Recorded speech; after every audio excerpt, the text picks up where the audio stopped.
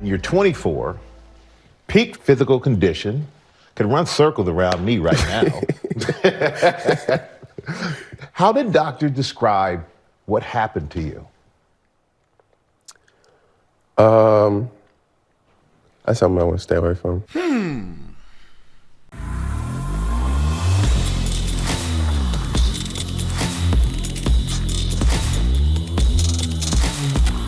This video is brought to you by Pure Talk, brought to you by Pure Talk. Ladies and gentlemen, I call them my cell phone company. If you're sick of these woke companies like Verizon, AT&T, T-Mobile, you need to consider Pure Talk. Jump on a bandwagon like I did and get you a Pure Talk phone. Veteran-owned company, and customer service is right here in the United States of America. Unlimited talk, text, and data. Well, I'm saying you get a lot of data. Not unlimited data. You got to pay a little more for unlimited data. But you get blazing fast data, unlimited talk and text for $30 a month. And if you want more data, most of y'all don't even use the data. If you want more data, you can pay a little bit more. But $30 a month for blazing fast data, unlimited talk and text, that's a no-brainer for you guys to switch to Pure Talk. And let me tell you this. You can keep your cell phone.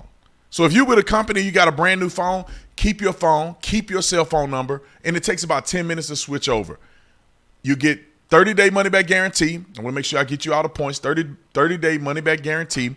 And also, in order to take advantage of this deal, dial pound 250, say Brandon Tatum, that's pound 250, say Brandon Tatum, and get half off your first month. Like and subscribe to the channel, hit the bell so you get notifications anytime we go live, make a video. Make sure you still subscribe to this channel, like this video, comment on this video, share this video.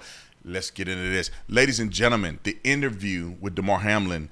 A lot of people have a lot of things to say about this whole incident. I know a lot of people disagree with me initially when I came out and said that I don't think that there's any sign that will consistently or verifiably connect Damar Hamlin's injury with the Fauci ouchie.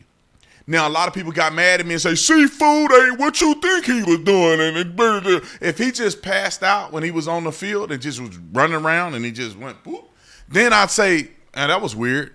But when I see an impact, and we all know it could be a freak accident, and you see what happened to him, I say, well, I don't know. It's not even verified that he even got the Fauci ouchie. How do we know? We have no evidence that he even got it.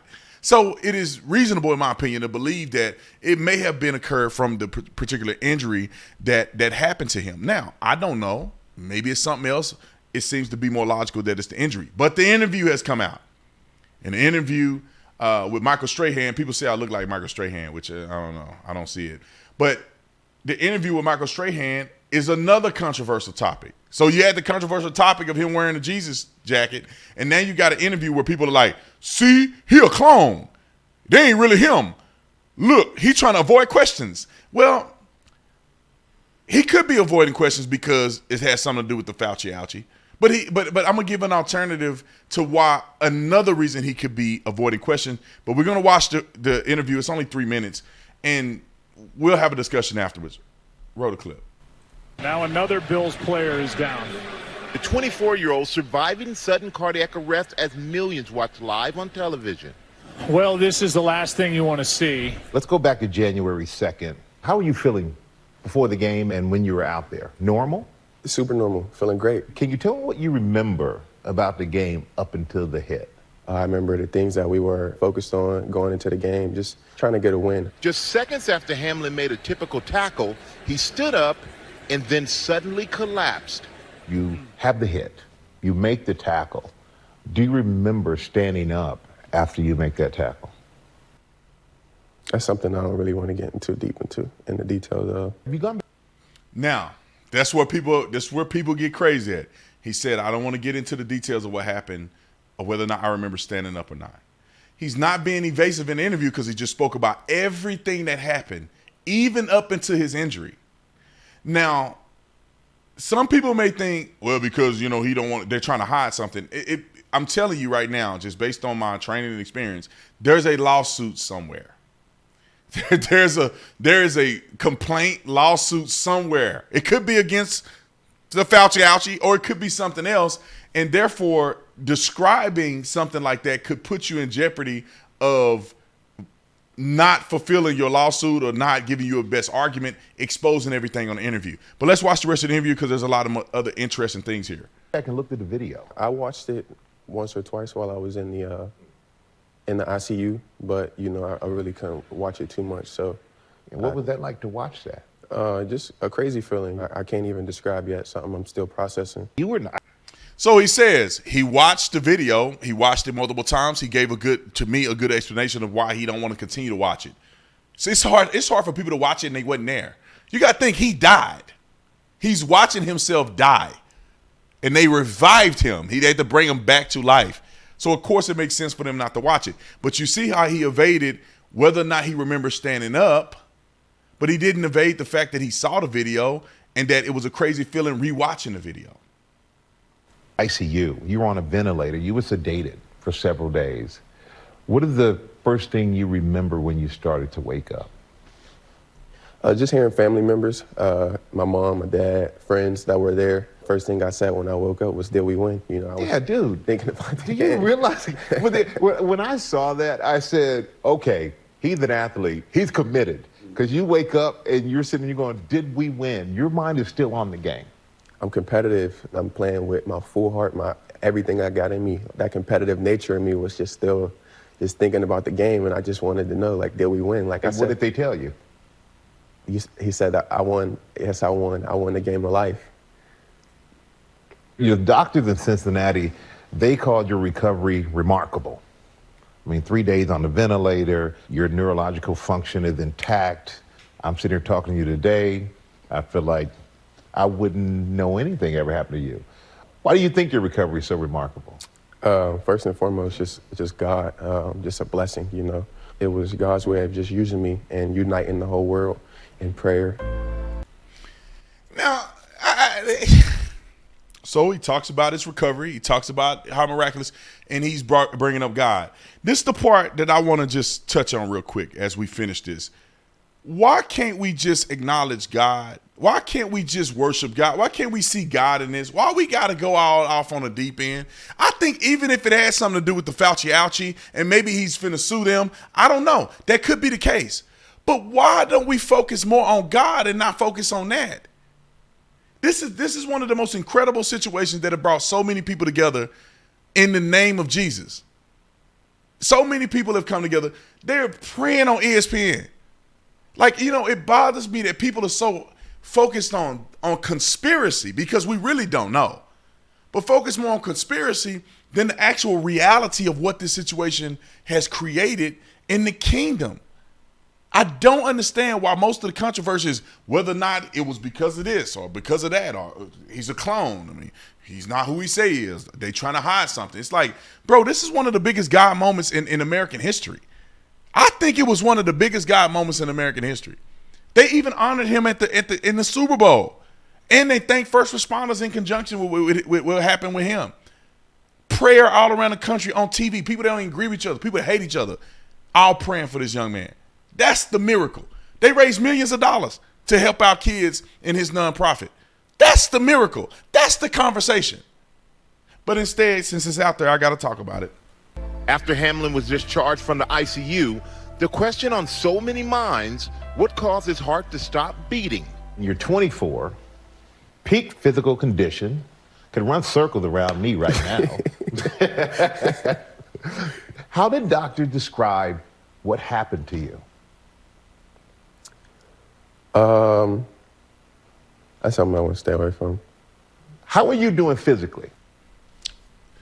A lawsuit. Do you remember standing up? Do you remember what was the cause of what happened to you? He said, I don't want to talk about it. Doctors talk about your recovery. Did they explain what happened to you? I don't want to talk about that. People may be interpreting this as him trying to cover it up. I see this as him saying, I'm suing somebody, and it could be because of the Fauci ouchie. I mean, I don't know. Somebody's getting sued. That's why he don't want to talk about the details of that. And I would argue that, he may be suing individuals too that have come out and mocked him and come out and said certain things about him that was not true. And so he ain't going to touch on that because that's going to be in the lawsuit. I'm just throwing my 2 cents out there. Every morning, every night, I take 10 deep breaths to myself, and it puts everything in perspective for me. So I'm doing great. Do you want to get yourself back on the football field? Eventually, that's always the goal. But I'm allowing that to be in God's hands. And did the doctors tell you it's possible? It's a tough situation. They can't really tell because it's a up to me thing, I guess, or it's a long road. My vision was about playing in the NFL and being the best player that I could be. But God's plan was to have a purpose greater than any game in this world. So what was it like for you to see that outpouring of love from the community that you were a part of? Couldn't believe my eyes. But it just showed the unity of our league, as athletes, and even bigger than just the athletes. And I really feel like the whole situation showed that we can all come together. I said that your recovery was remarkable, but sitting here talking to you, you're remarkable, man. Appreciate that. Great Now interview. another Bills. Now let's talk about this just real quick, and I'm gonna finish it up. I want you guys to know, because some people have never been involved in sit down interviews like that. They don't play the whole interview, right? They cut that interview up into slices and pieces that they think is most efficient and effective, and they'll put pieces out. Even if they have a 30-minute interview, they probably talk for 2 or 3 hours, and they cut down what they want to put to make the interview even better. And in this particular interview, I don't know if it's a 4-minute interview, just the clip that I have that's 4 minutes, around 4 minutes. They cut things. You can see it cut. You can see it go places. They may have gotten deeper into the conversation about his injuries, and they may have cut the part where he says, I don't want to get into it, because after review of the interview, his lawyers may say, you can't talk about that. And they could have gone back and cut him just saying, I don't want to get into that.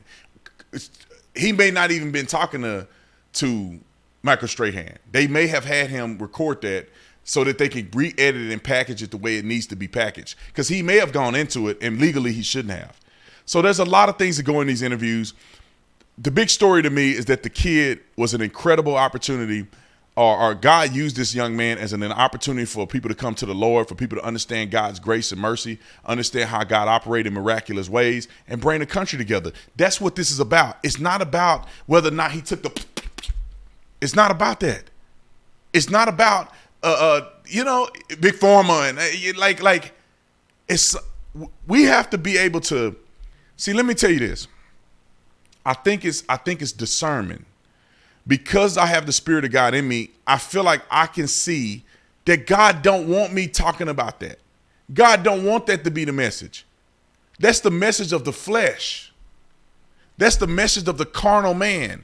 That's a distraction from the devil to distract you from seeing the true purpose of what happened to Damar Hamlin.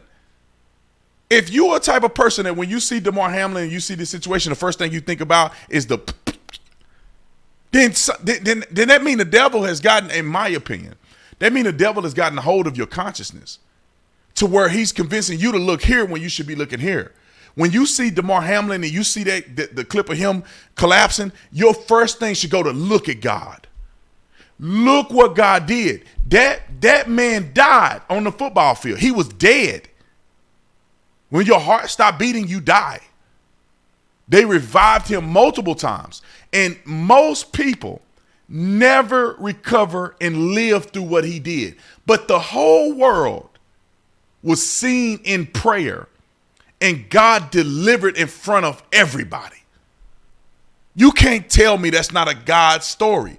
Even if he did get the thing, God overcame that, because a lot of other people that you see get it, they dead. They pushing up daisies right now. They 6 feet under. But see, regardless of what situation transpired, God did a great thing and used Damar Hamlin, through Damar Hamlin, to do incredible things. This should have been a moment of us coming together in the name of Jesus and not pointing the finger at what organization is trying to kill him and he not really alive, or he just saying that, he covering something up. And come on, man. All right. I love y'all. See y'all in the next one. I'm out.